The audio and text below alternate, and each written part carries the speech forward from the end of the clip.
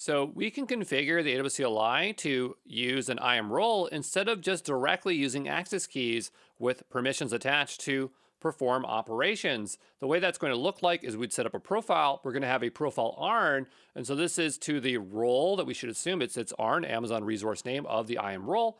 And then the source profile. So this will be another profile in the credentials file that's going to have the access keys.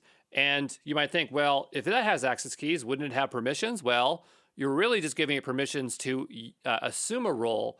And so it's not exactly the same. Now, if you're using EC2 or ECS, you'll probably see this kind of role aren't being used because I think by default, when they create the credentials file, it's going to use a credential source.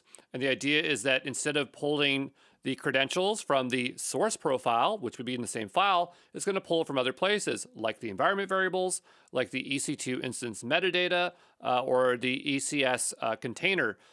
Could you source the credentials outside of EC2 and ECS? Absolutely, you could. I would assume that you would not supply the source profile. What I don't know is why didn't they take source profile and put it under credential source so that we'd only have two flags? Have no idea why. But why would you want to do this? Well, there's a few reasons. You're going to get enhanced security because you're decoupling the role from the machine user. When I say machine user, I just mean a user that is used to perform things that a service should do and is not necessarily attached to a particular person.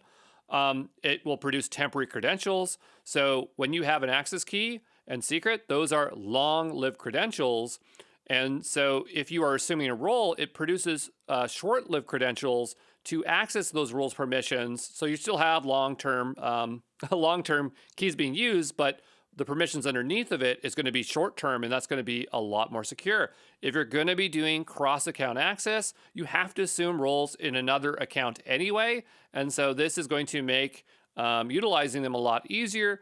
I think that you can assume roles via the AWS CLI commands by running STS, but this kind of skips one step and makes it a lot easier.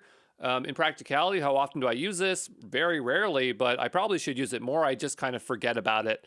But anyway, I just want you to know because when you go into EC2 or ECS, you're going to open up those credential files. And you're going to see that credential source and this role ARN. You're going to be like, what the heck is it? This is what it is, okay?